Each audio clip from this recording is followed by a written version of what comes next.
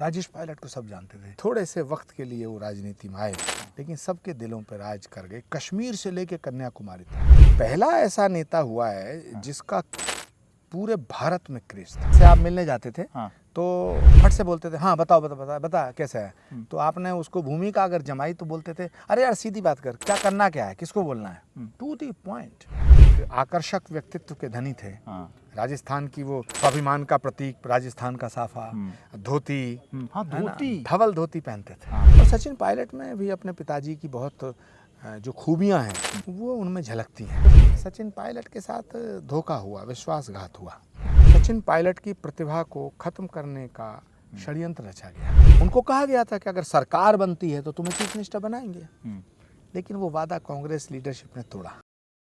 सचिन पायलट का जन्मदिन है और सोशल मीडिया के माध्यम से आचार्य प्रमोद कृष्णन ने उन्हें बधाई भी दी है। उनके पिता राजेश पायलट से बहुत ही भावनात्मक लगाव रहे हैं प्रमोद जी के। आचार्य जी, आपने बधाई दी, पूरे खानदान से, परिवार से आपके रिश्ते रहे हैं और अभी भी पारिवारिक रिश्ते हैं। हाँ बिल्कुल। जब मैं छात्र जीवन में था जी और 12वीं क्लास में पढ़ रहा था लगभग, तो उस समय राजेश पायलट जी सांसद बन के आए थे 80 में। अच्छा। और इंदिरा गांधी जी प्राइम मिनिस्टर थी। तो वो जो समय था तो मेरा वो 17-18 साल की उम्र का समय था। उस वक्त मुझे राजेश पायलट जी से मेरी मुलाकात हुई और मैं छात्र राजनीति में था।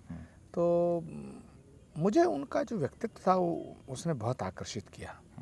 और राजेश पायलट जी एक ऐसे नेता के रूप में उभरे जिन्होंने राजनीति की धारा को मोड़ दिया। अच्छा। उससे पहले एक रिजर्व राजनीति होती थी। राजनीति करने वाले लोगों की खास तरह से पोशाक, उनकी बोलचाल, उनका चाल चलन, उनकी भाव भंगिमाएं और उनका चलना फिरना एक टाइप था। राजेश पायलट जब आए तो उन्होंने उसको डायनामिज्म में बदल दिया। वो बड़े डायनेमिक नेता थे। अच्छा। आना, हाथ हिलाना, तेज चलना और सीधा बात करना। आते ही मंच पे राम राम साहब। और किसानों के दिल में उन्होंने खास जगह बनाई। अच्छा। तो राजेश पायलट एक ऐसे नेता थे जो किसानों के भी नेता थे और नौजवानों के नेता थे। और एयरफोर्स से वो आए, पायलट थे, तो उनका क्रेज था। पहला ऐसा नेता हुआ है जिसका पूरे भारत में क्रेज था। थोड़े से वक्त के लिए वो राजनीति में आए, लेकिन सबके दिलों पर राज कर गए। कश्मीर से लेकर कन्याकुमारी तक राजेश पायलट को सब जानते थे। हर जगह उनकी डिमांड होती थी। जब चुनाव होते थे तो उनकी डिमांड सबसे ज़्यादा होती थी। तो तब से मेरे रिश्ते थे। और स्वर्गीय राजीव गांधी जी से मिलाने का काम भी राजेश पायलट जी ने किया। और जहाँ आज बैठे हैं, यहाँ ये हमारा गांव है। 18 फरवरी 1989 को राजेश पायलट इस ग्राउंड में आए थे।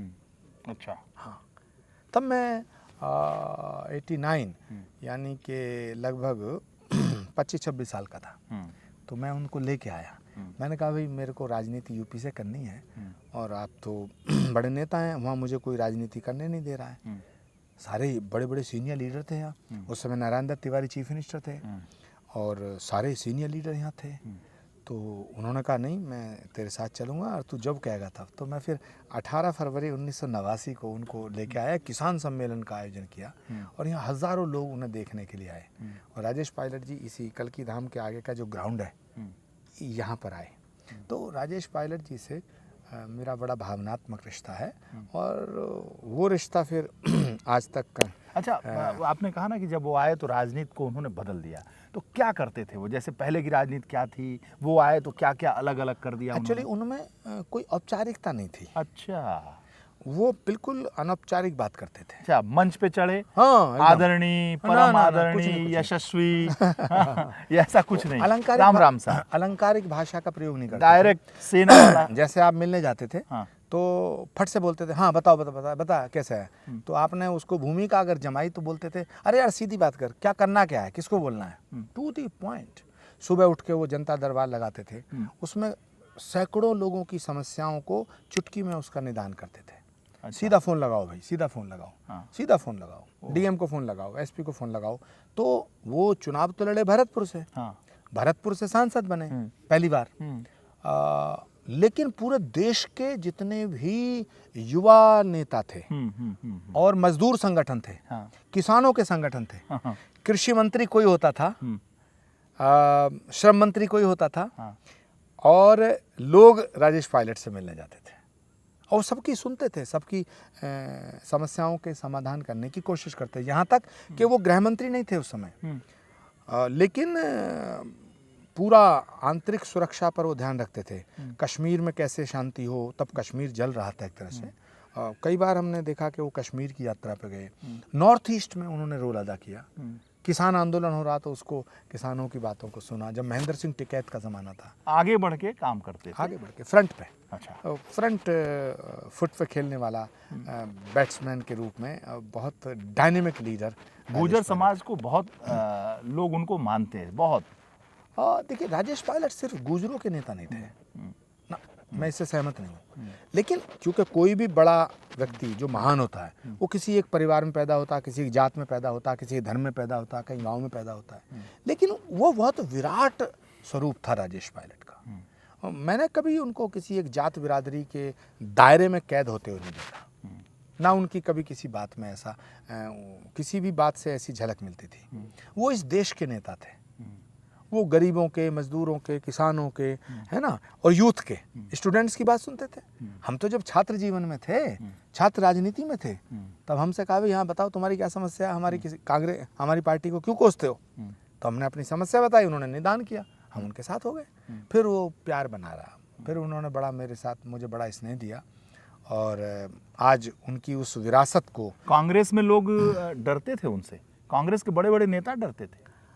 एक्चुअली उनकी ख्याति से डरते थे, बहुत ख्याति हो गई। He was most popular leader of this country. अच्छा, मोस्ट पॉपुलर, हर जगह पॉपुलर थे, गांव में, शहर में, फ्लुएंट इंग्लिश बोलते थे। हाँ। जहाँ गांव में जाते थे तो बिल्कुल ठेठ हिंदी बोलते थे, और जिस जगह से गुर्जरों के समाज में गए, गुर्जर भाषा अपने जो गांव की भाषा, जहाँ भी एक आकर्षक व्यक्तित्व के धनी थे।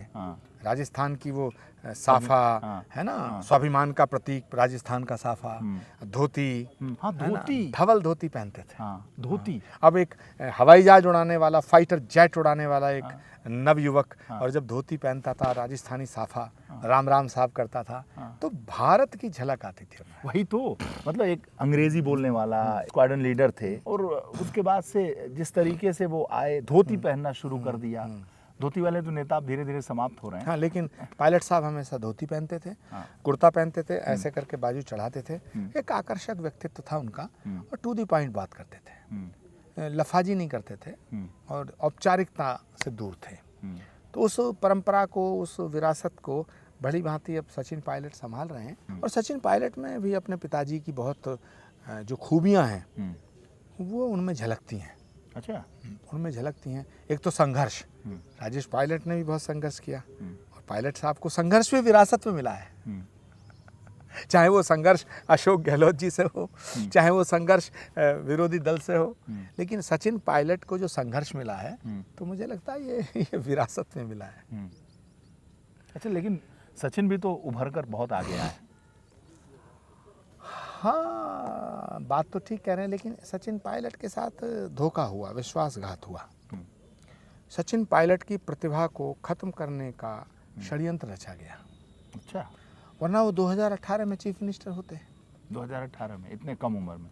नहीं, क्योंकि 2018 से पहले 2013 में अशोक गहलोत जी जब चीफ मिनिस्टर थे तो उनके नेतृत्व में चुनाव हुआ, तो कांग्रेस बुरी तरह हारी। ठीक है। तब कांग्रेस नेतृत्व ने उनसे कहा कि भाई आप अध्यक्ष बनिए, प्रदेश कांग्रेस के अध्यक्ष बनिए। राजस्थान कांग्रेस के वो अध्यक्ष बनाए गए। तो 4 साल उन्होंने राजस्थान का दौरा किया, गांव-गांव गए। उनको कहा गया था कि अगर सरकार बनती है तो तुम्हें चीफ मिनिस्टर बनाएंगे, लेकिन वो वादा कांग्रेस लीडरशिप ने तोड़ा। सचिन पायलट का दिल टूट गया। मैं राजस्थान में स्टार प्रचारक था उस समय, 2018 में। मध्य प्रदेश में कमलनाथ जी अध्यक्ष थे, वो चीफ मिनिस्टर बनाए गए। छत्तीसगढ़ में सरकार बनी, भूपेश बघेल अध्यक्ष थे, वो चीफ मिनिस्टर बनाए गए।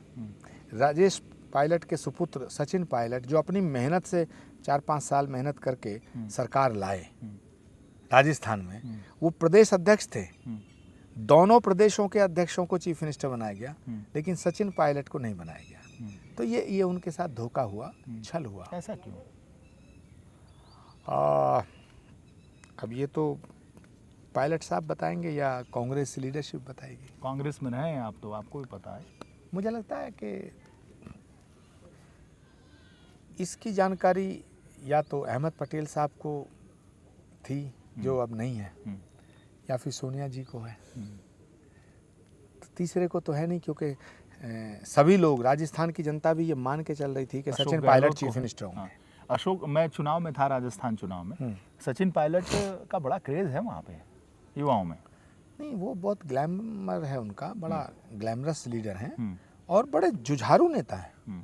सचिन पायलट डायनेमिक लीडर हैं, लेकिन बहुत जुझारू हैं। उनकी यात्राएं देखिएगा, जब युवाओं का विषय आया, छात्रों का विषय आया, पेपर लीक वाला, तो सैकड़ों किलोमीटर की यात्रा बिल्कुल नंगे पांव, छाले पड़ गए उनके। तो सचिन पायलट एक बहुत जुझारू नेता हैं और उनका उज्जवल भविष्य है। वो एक दिन जरूर राजस्थान के मुख्यमंत्री बनेंगे, लेकिन अगर कांग्रेस उनके साथ धोखा नहीं करती तो वो तो 18 में बन गए होते और आज कांग्रेस की ये दुर्दशा नहीं होती। एक्चुअली कांग्रेस पार्टी के अंदर कुछ नेता ऐसे हैं जिन्होंने प्रतिभाओं के गले घोटने का काम किया है, जिन्होंने प्रतिभाओं को दमन करने का काम किया है, और जो राज्य या जो राजनीतिक दल अपनी प्रतिभाओं का सम्मान नहीं करता, वो नुकसान में जाता है, उसका पतन हो जाता है। तो कांग्रेस के पतन के कारणों में से एक कारण ये भी है कि कांग्रेस पार्टी ने प्रतिभाओं का सम्मान नहीं किया, प्रतिभाओं को नष्ट करने का षड्यंत्र किया। भारतीय जनता पार्टी और कांग्रेस में ये फर्क है। भारतीय जनता पार्टी में प्रतिभाओं को आगे लाया जाता है, कांग्रेस पार्टी में प्रतिभाओं को पीछे खींचा जाता है। अगर कोई नहीं जाता तो उसकी टांग खींचते हैं, फिर उसकी टांग तोड़ देते हैं, फिर उसका राजनीतिक वध कर देते हैं।